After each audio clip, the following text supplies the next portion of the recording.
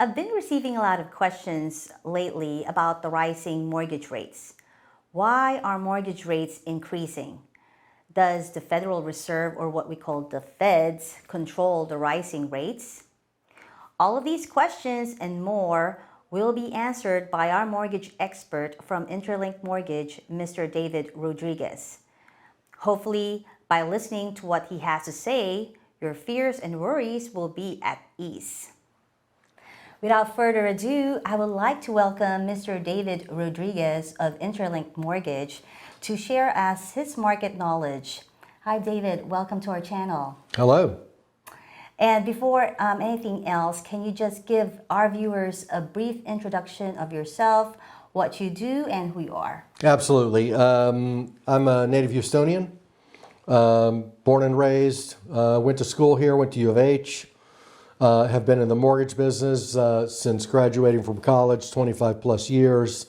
And, you know, we're a full service mortgage company. We do all of the mainstream products, FHA, VA, conventional, jumbo, non-QM, one-time close, renovation loans, refinance, cash out refinance, pretty much you name it. You know, if it's a mainstream mortgage product, we're doing it. And, you know, we're based here in Houston. We lend in about 16 different states. You know, our corporate headquarters is here, and my entire career has been here in Houston. Wow, that's a huge accomplishment, David. Thanks a lot for that quick introduction. Before anything else, to our viewers, if you have any questions not answered for today's video, make sure to comment down below, and I'll get with David and, you know, to address your questions. In the meantime, I do not want to keep our viewers waiting, so let's start with our first question. Okay, David, why are mortgage rates increasing? That's the million-dollar question. You know, that's the hot topic because that's all over the news. Yes. Mortgage rates increasing. They have been increasing since November of last year. The rates have gone from the high twos, low threes, and now we find ourselves in the fives. And the million-dollar question is just why is that happening? Mm-hmm. The biggest push or the thing that's causing mortgage rates to go up is inflation. And all of this inflationary pressure that's happening right now is most definitely the leading cause for mortgage rates going up.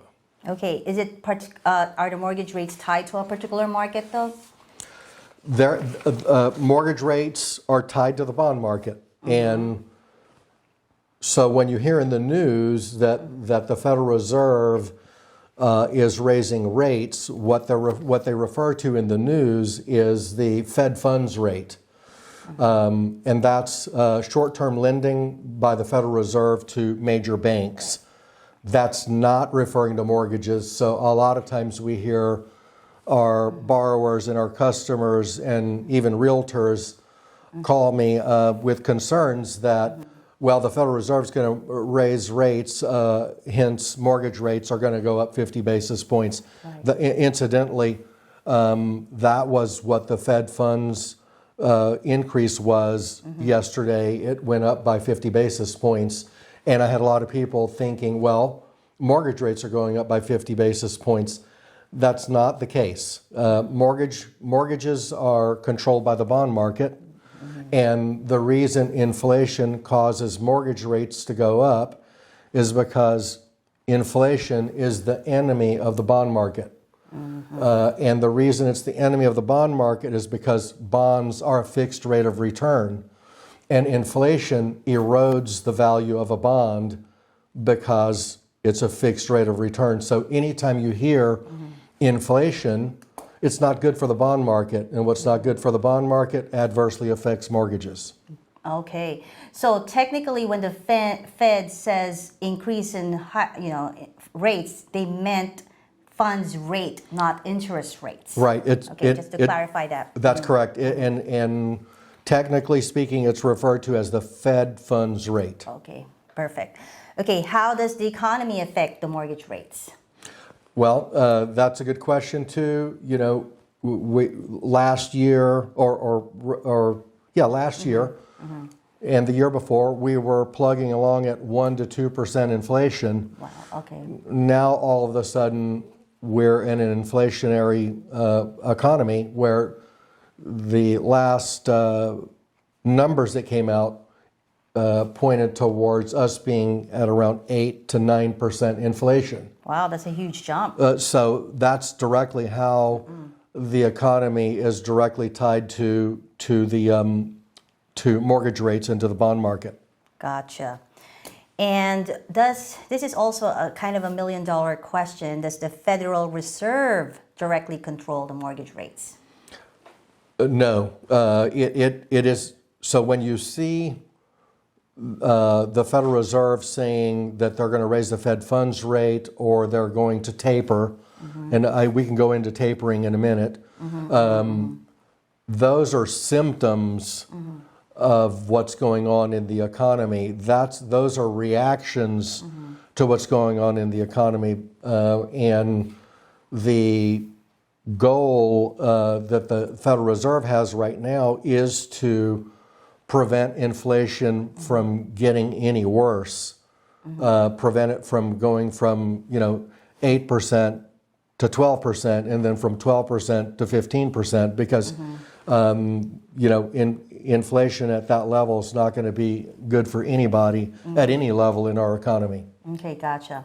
You think you could show us like the map, like the the chart that you have, and explain to them what's causing this short-term prediction of the mortgage rates? Absolutely. So the short-term prediction for mortgage rates is, as long as the economy is in an inflationary mode, there's not going to be any relief or drop in mortgage rates. When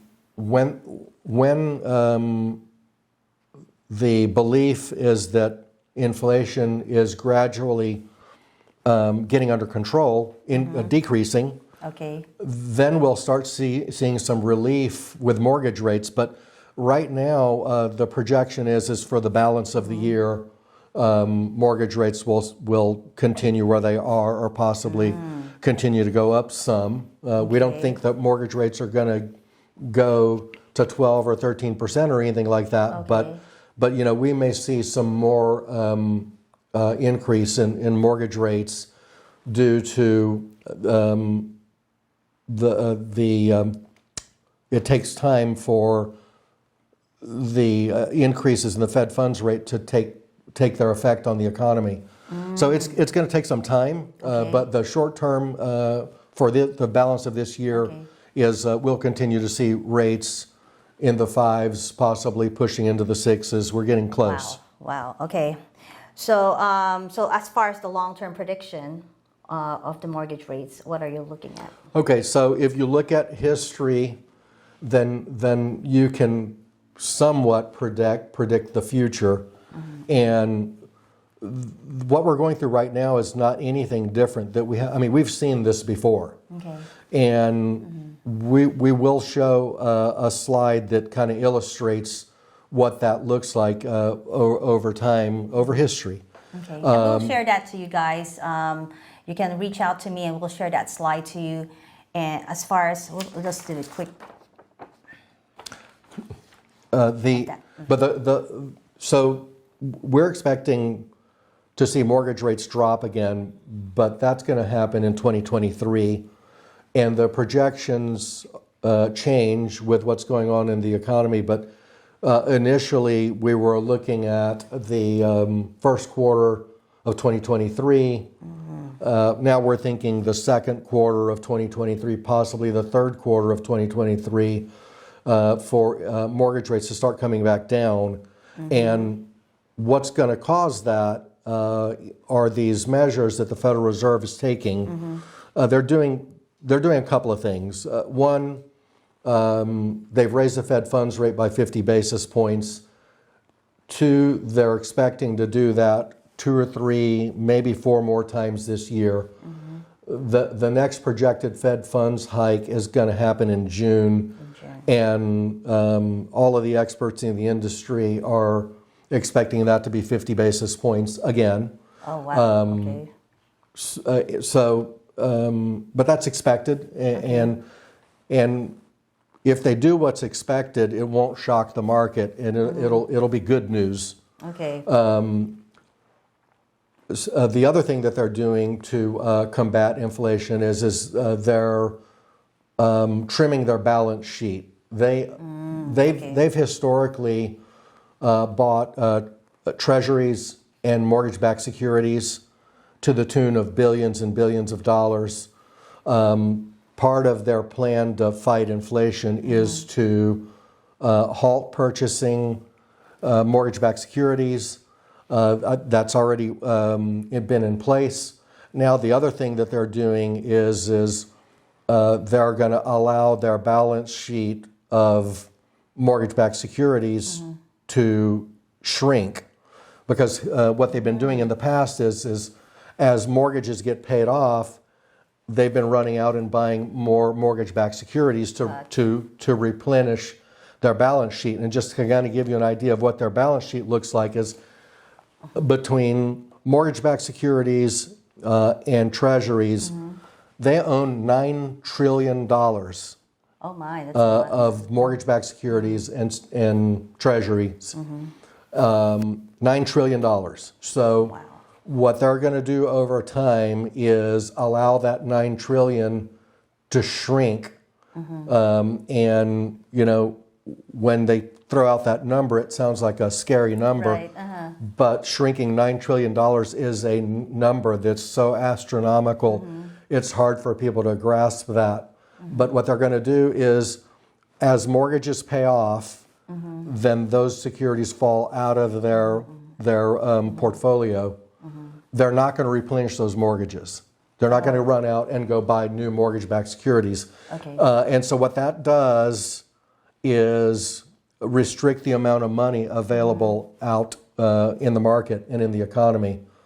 And by raising the Fed funds rate, that also restricts the amount of money available out in the economy. Because the thinking is inflation is caused by too much money out there. Because money is a commodity, just like oil or wheat or what have you. And if you flood the market with oil, then the price goes down. Yes. Well, the same thing happened in the last 2 years. The government, with all the stimulus, flooded the market with money, with all the stimulus and all the other things they were spending on. And on top of that, the Fed funds rate last year was close to zero. And they were buying, billions and billions of dollars worth of mortgage-backed securities. So that all those actions pump money into the economy. Okay. And so when there's too much money, you've got inflation. Gotcha. And inflation simply means that your dollar is worth less money. It buys less things. So by reducing the money supply, they are able to get inflation under control. And when inflation gets under control, mortgage rates come back down. Gotcha. So I guess you also responded to this seventh question, that what will cause mortgage rates to fall. So let's go to the eighth question. What should one watch to track mortgage rates? To track mortgage rates, one should pay attention to the bond market. Anything that is favorable to the bond market will be favorable to mortgage rates. Typically, when the stock market's rallying, the bond market is not. Or when the stock market's off, then the bond market is rallying. The thought is when people are putting money into the bond market, it's a flight to safety. So as more investors put money into the bond market, it's more favorable. But the one thing that one should be careful of is the news, because although they mean well, a lot of times what you hear in the news is only half of the story. Most people hear in the news that the Federal Reserve is raising rates 50 basis points. Most of the people out there interpret that as mortgage rates are going up 50 basis points. And so I don't recommend watching too much of the news. I just highly recommend having a good relationship with a good mortgage company that can guide you with correct information. Okay, good thing, because when I'm looking at the news, oh my goodness, interest rates are going high, but technically it's the Fed's funds rate that they're hiking, not the interest rates. Right, exactly. Okay, so do you have a way to check for the latest mortgage interest rates? Because what website do you recommend? Because a lot of my buyers, what they do is they look at Google, which all of us does, then look at today's interest rates. They Google today's interest rates. Is that a good thing to do, or is it better for them to reach out to a lender of their choice or whatever recommend? Or what can you say about that? Yes and no. Yes, it's good to be informed by, shopping and being informed as to what's realistic and what's not. So doing a search online gives you a good idea of a good range of where mortgage rates are. Okay. But if you want to get a rate specific to you, then you need to be talking directly to a mortgage professional, because what goes into a mortgage rate is FICO score, debt to income ratio, loan size, loan type, how much you're doing down. So there's a lot that goes into a rate. Okay. So if you see a rate online, in the very fine print at the bottom are all the criteria that might go into it. And even when you read the fine print, they're still not telling you everything that goes into determining a rate. But the biggest driver of mortgage rates today is your FICO score. So I suggest for an accurate quote specific to you, you'd need to get with a mortgage professional. A mortgage professional, okay. And I've been receiving a lot of questions from buyers lately, especially those who are under contract on a brand new build. And that time when we are under contract, the rates are at 2.875 to 3.25, and I believe that's a float rate, and they don't lock till you close. So what are your suggestions, especially for those buyers who are under construction? Will they, is it a good option for them to do like a 360 lock, extension lock, or anything about like an adjustable rate mortgage, like a 10-1 ARM or 5-1 ARM or 7-1 ARM, since especially if their goal is when they buy this property, they're not really long-term living there for 30 years or just living there maybe 5 years or 10 years or stuff. Especially now with the mortgage rates going up, I think there's several options for buyers on what to choose as far as loan package. So can you elaborate on that for us? Yes. So on a new construction transaction, as a buyer, you're either buying a home that's completed, that's brand new, that nobody has ever moved into. That's pretty simple. Right. You simply apply and then lock your rate and close within 60 days typically. However, if you're having the builder build a home for you, that can take anywhere from 6 months to 12 months. Right. And there are options for a long-term lock. Most lenders out there will offer, or a lot of lenders, some won't, but there's a lot of lenders out there that will offer up to a 360-day lock. Right. I would say I would be careful with that because of the projection for next year. Okay. So if you're entering into a contract today and the home's not going to be completed until next summer, then and you pay for an extended lock, then you might want to be careful with that. My suggestion, and we deal with this all the time. Okay. We do business with new home builders, and we are pretty prolific in that. Right now, what's happening with borrowers is they've entered into contracts 3 or 4 months ago, and back then the rates were in the threes, right. And now their home may be at frame stage. They've poured the slab, they're doing the frame, and now they keep hearing in the news that mortgage rates are going up, and now the rates are in the fives. Yes. What I suggest is if somebody's in that situation, to start looking seriously at an extended lock with a float down feature once they've poured that slab. Because once they've poured that slab, then it's more predictable on when that home is projected to be completed, barring any unforeseen supply chain issues. But if things fall into place, once that slab is poured, then I'm thinking that a 180-day lock or 120-day lock, where they'll pay a fee up front and get part of it back at closing. And what that does is it locks their interest rate in at a maximum amount. Okay. And then it allows them to float down to a predetermined floor within the last 60 days or within 60 days of closing.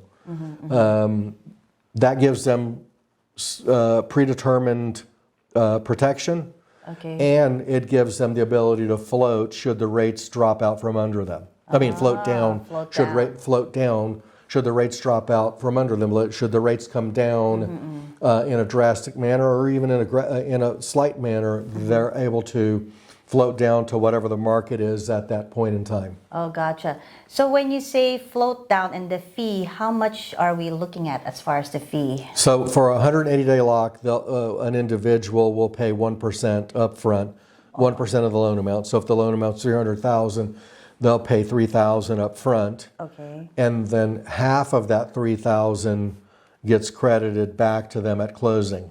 Oh, okay. Half of it only. Okay. But they do pay the discount points for that extended lock, right? It's 1% for the extended lock, Okay, right? 1%. Okay. And technically it's half because they're getting half of it back. It's just the 1% locks them in and protects the lender if the loan doesn't close. Gotcha. And have you experienced anybody, as far as buyers are concerned, that are dealing this with right now? I mean, we've had a few that locked before the interest rates went increased, and they've already closed, and so they did very well with their locks because they locked in the threes. And by the time it was time for them to close, the rates were in the fours, so they were protected, and it worked out very well for them. Now we're dealing with customers that are going into contract now, and the projected closings are for March or April of next year. Okay. And they're heavily looking at the 360-day lock, which we will certainly do. But I just say be careful with that because the projections are that eventually rates are going to come back down.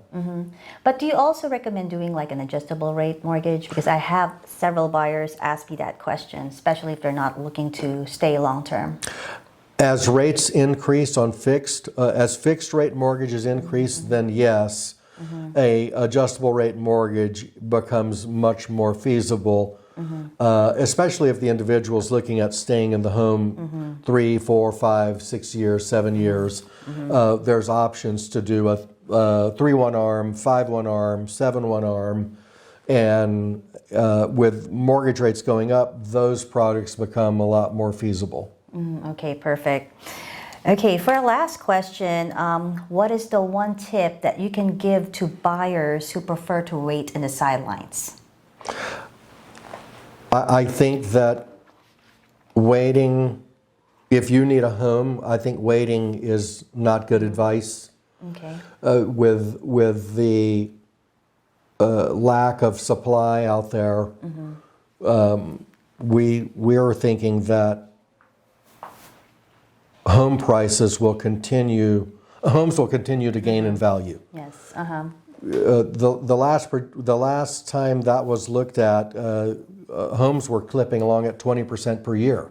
Right. And we're not expecting that to change anytime soon. So if somebody decides to wait on that $400,000 home, well, next year that home's going to cost them 30, 40, 50, Right. 60,000 more. So if you're waiting because you're concerned about mortgage rates, I don't think that's a good idea either, because if you close on a home this year and you're in the fives, next year I'm going to call you to refinance your mortgage down into the threes, because that's going to happen. And again, as I said, if you look at history, then you can predict the future. You know, back in the 1970s, we were in this same situation, only not as severe. In the late 70s, early 80s, inflation went from 7% to 14%, and which that pushed mortgage rates from 12% to 18%. Can you believe that? Wow. Mortgage rates were at 18%. Oh my goodness. And then over time, the Fed funds rate went from 11% to 20%. And then the response to that, it got inflation to drop from 14% to 5%, which then mortgage rates immediately dropped by at least 4% very quickly. The same thing happened in the 90s under Alan Greenspan. We had inflation in the 2s and the 3s, and it started jumping up. And mortgage rates followed. The Fed funds rate was increased. And then inflation went down from 8.5% to 1%. And that was just huge, great news. And then rates dropped from 10.5 down to 5.5. So fast forward to today, and today's market is nothing like 2008. There's no bubble. The market that we're in right now there's a shortage of homes. Mortgage rates are going up because inflation is going up, and it's going to take time for these measures that the Federal Reserve's taking, which are tapering and raising the Fed funds rate. It's going to take time. It's going to take months for that to happen. But when that takes hold, rates will drop. Okay. Do you think, David, there's a consequence for that? What will be the consequence for the Feds doing all these Fed funds rate hike increasing, mortgage rates going down? What will be the consequence? Do you see something happening? Just curious. Yeah, that's a good question. The experts are saying that there's a looming possibility of a recession coming in, next year, or possibly late next year. Okay. If that happens, that's not 100% bad news. Of course, if you watch the news, you're practically going to not want to get out of bed in the morning. But a recession doesn't mean that our market is going to crash. That simply means that we're in an era of where the gross domestic product is shrinking, not growing. If you have 3 quarters in a row where the gross domestic product is not growing, then that's officially a recession. So with these things happening, the prediction is a recession. However, with every single recession, mortgage rates drop to record lows. So if a recession occurs, one of the consequences will be record low mortgage rates again. And I'm going to step out on a limb here and say low 3s, possibly 2s again. Okay. When that happens, that's coming. And if your rate's in the 5s, I will call you. Wow. This is very interesting. I've learned a lot from David. And we're running a bit of time. So I would like to thank David for sharing your knowledge about your mortgage market rates. And I know facts are very important, and not to hear a lot of the news and stuff like that. So in case, David, our viewers want to reach out to you, what is your contact information? Can you share it to them, so at least if they have additional questions, they can relate to you directly? I mean, if you can share that to them, to our viewers. Absolutely. My cell number is 713-819-3031. And my email is davidr@linkloan.com. we'll put that in the comments. So if you guys want to look at the comments to get my information, we'll put the email and the web address and my cell in those comments. So if any of you guys want to reach out to me for guidance or anything mortgage related, feel free to reach out. I'd love to help you. Well, perfect. Thank you so much, David. Thank you. Thanks again. Absolutely. My pleasure. And to all our viewers, if you're interested in more topics like this, make sure to put it on the description in our comments below. And at the same time, watch more of these videos.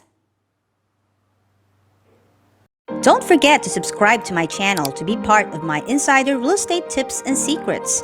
Hit the like and notification bell to receive up-to-the-minute videos every week.